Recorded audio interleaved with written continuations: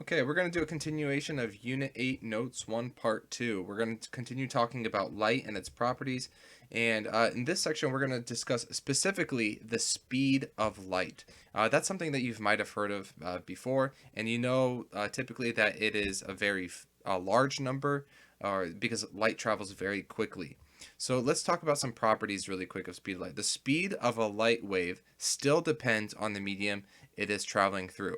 So I know we said earlier that electromagnetic waves don't require a medium, and that's true. They don't require one. But if they do go through a medium, what actually happens is they go slower, right? So in 1 second, let's consider the speed of light. Let's take a look at this image. The speed of light, the distance traveled in 1 second. Well, if it's traveling through the vacuum of space, let's go into outer space where there's no air, there's no medium. In 1 second, it will travel 186,000 miles. Okay? But if we put that light through water, all of a sudden that light wave slows down and it's 140,000 miles. If we put that light wave through glass, it's now traveling slower at 124,000 miles per a second.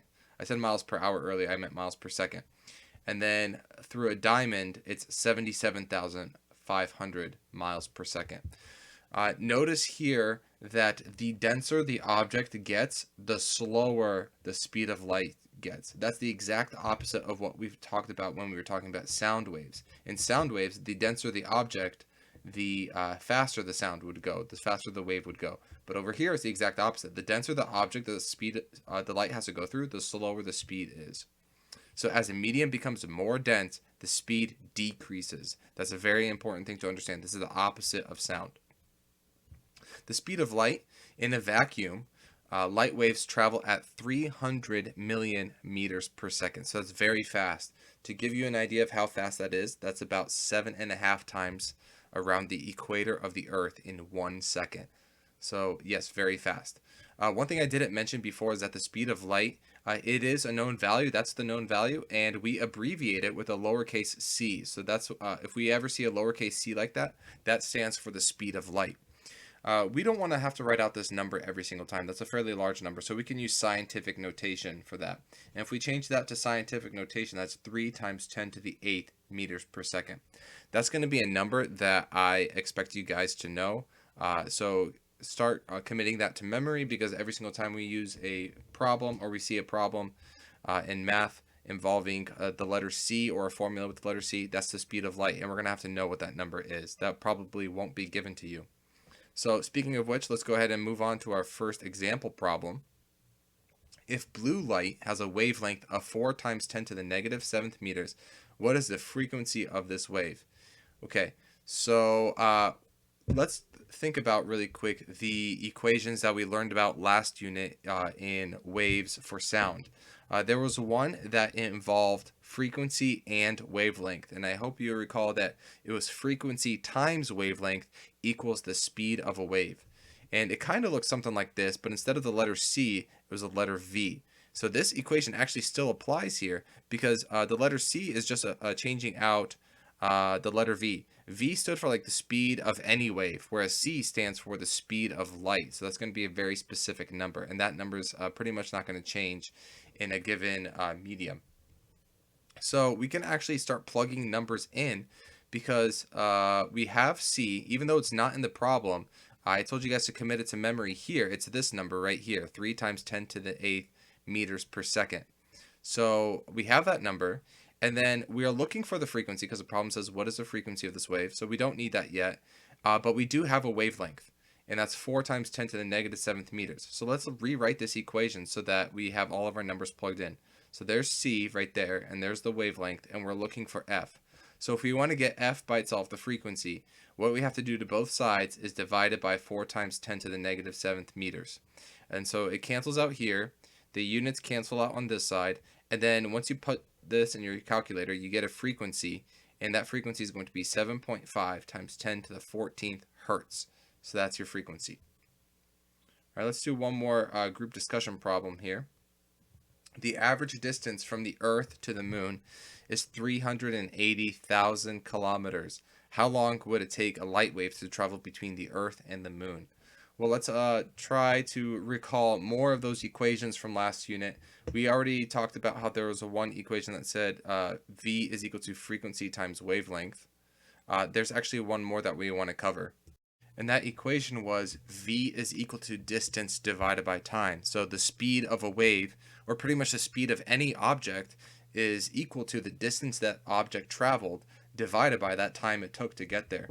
So we have a very similar equation here. Instead of V, we have C. So once again, we swapped out the letter V for the letter C, which stands for the speed of light. The speed of light is equal to the distance that the light traveled divided by the time that it took to travel that. So let's go ahead and then just put in our numbers that we have into this equation to see if we can solve for this. The question once again is asking how long would it take?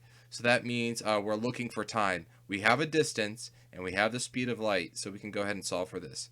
So the equation looks like this, where we plugged in 3 times 10 to the 8th meters per second for C, and then the distance is 380 million meters. That's a very important thing to understand here. I know the problem says 380,000 kilometers, but we want to measure this in meters. So you have to use your unit conversions to convert kilometers into meters. Why do we have to do that? Well, the reason is because the final unit for the speed of light is in meters per second. Notice it's not kilometers per second, it's in meters per second. So that means we have to have meters here for a distance, and our time will eventually be measured in, you guessed it, seconds. So it's meters per second. So if we did this, if we did the math and kind of rearrange things, we can start to solve for time. And when we rearrange this algebraically, time is equal to 380 million meters divided by 3 times 10 to the 8th meters per second. And if you did that into a calculator, you get a time of 1.26 seconds. All right, so the next thing that we're going to do is work on practice problems 7 through 10. So we're going to go ahead and switch software here in a second to work on those.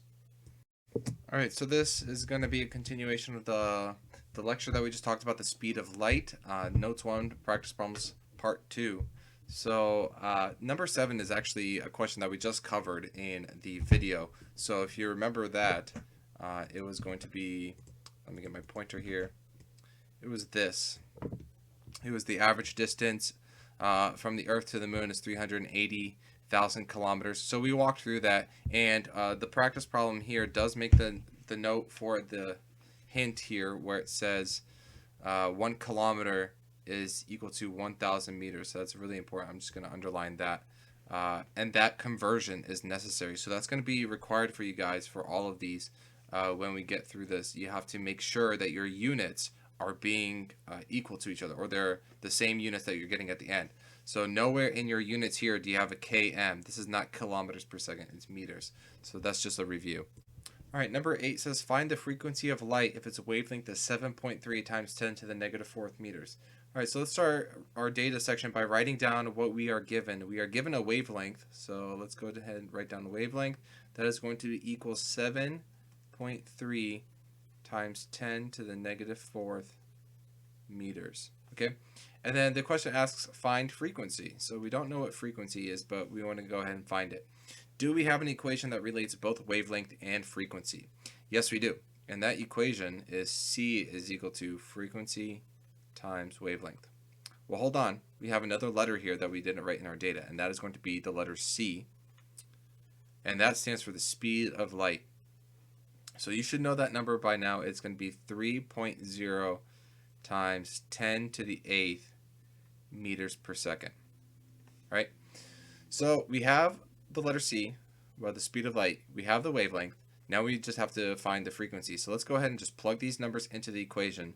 So we have 3.0 times 10 to the 8th is equal to the frequency times the wavelength, which was over here, 7.3 times 10 to the negative 4th.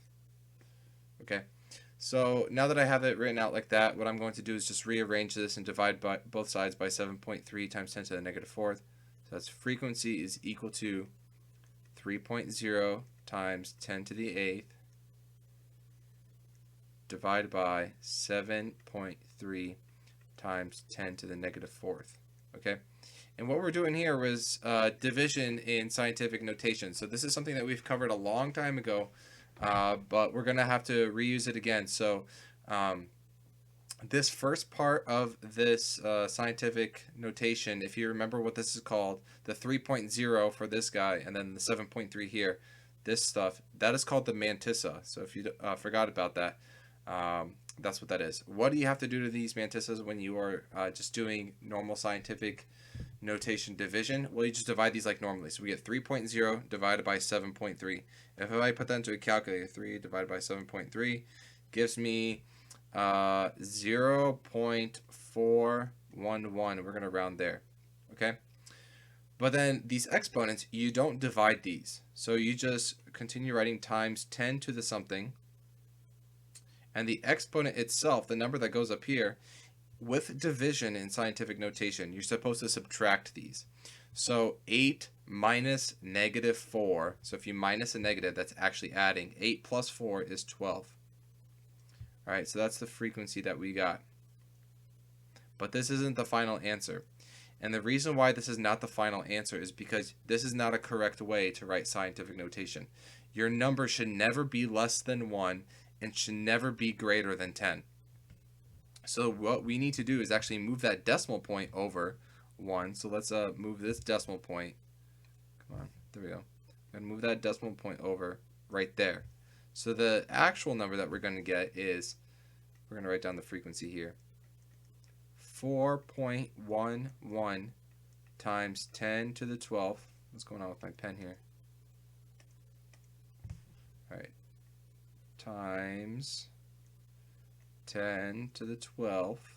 Actually, it's not the 12th anymore because we moved the decimal portion over 1 to the right. This actually decreased the exponent by 1, so it's 10 to the 11th hertz. So that's the final answer there. So just recall, the easy part here was just recalling this equation here. The hard part, I think, was doing scientific notation, division, and multiplication. We haven't done that for a while. Let's get one more practice in. So number 9 says, find the wavelength of light whose frequency, so let's go ahead and write down the frequency, is equal to 7.00 times 10 to the 16th hertz. We're just going to go ahead and write down that speed of light number that we should know by now, and that's going to be 3.0 times 10 to the 8th meters per second. And then the wavelength, we don't know. We want to find that out. But we do know the equation, so C is equal to frequency times wavelength. And if we want to get wavelength by itself, I'm going to actually rearrange this before I put the numbers in, so I'm doing this kind of a different way. Let's go ahead and put wavelength by itself. So to find the wavelength by itself, you need to do C divided by F. Right? So then what we can do there is just start plugging in numbers. So if we have wavelength, and that is going to be equal to 3.0 times 10 to the 8th, that's my C, right? So that's going from there to there, divided by 7.0 times 10 to the 16th. All right, so what's the number that I'm going to get there? Well, if you remember scientific notation, what do we have to do to the mantissas first? We have to divide them. So if we did 3 divided by 7 into a calculator, the answer that we would get was 0.43. I'm rounding, of course, so it's actually a really long decimal. But let's say we get 0.43. And then for the exponent portion, you have to do times 10, and then 8 minus 16. So if you did 8 minus 16, you'd get negative 8. But once again, this is the incorrect unit for scientific notation. You can't do this correctly. This number has to be between 1 and 10. So the wavelength is actually going to be 4.3 times 10 to the negative 9th meters. Because we moved it 1 over to the right, we have to go even more negative. So it's 10 to the 9th. Question number 10 is more of a conceptual problem instead of like an actual math problem. You could solve this doing simple math, but the same way we were doing in the other two problems, but I think it's better to actually think about this conceptually in order to fully understand the material. So the question asks, which would have a higher frequency, a light wave of 521 nanometers or a light wave with the wavelength of 605 nanometers? Well, let's look at the keywords here. We have a frequency, and we have wavelength, and we also have light, right? So we have light and wavelength. There is an equation that we've been using for the past two problems that says C is equal to frequency times wavelength. Now here's the thing. If this number does not change, of course C is always going to equal 3.0 times 10 to the 8th meters per second. That is going to be a relationship between frequency and wavelength. So if one goes up, the other must go down. Okay? To kind of do this with simpler numbers, let's kind of do like a random example here to the side. If I have two different things I can do, let's say we have 20 is our speed, and that is equal to, let's say, 10 times, and then of course the answer here would be 2, right? Let's say 20 is the speed of light. Just hypothetically, we're thinking 20 is the speed of light. I know it's not, but let's say it is. So 20 doesn't change. If this is frequency and this is wavelength, this whole column here, if my wavelength goes up, let's say wavelength goes up to 4, what happened to my frequency? Well, it went down, right? So if wavelength goes up, frequency goes down, and vice versa. If frequency goes up, wavelength goes down.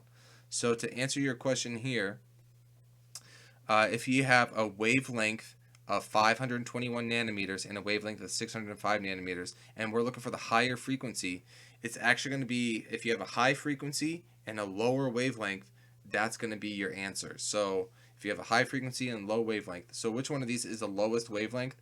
It's going to be 521 nanometers. I'm going to say will have a higher frequency.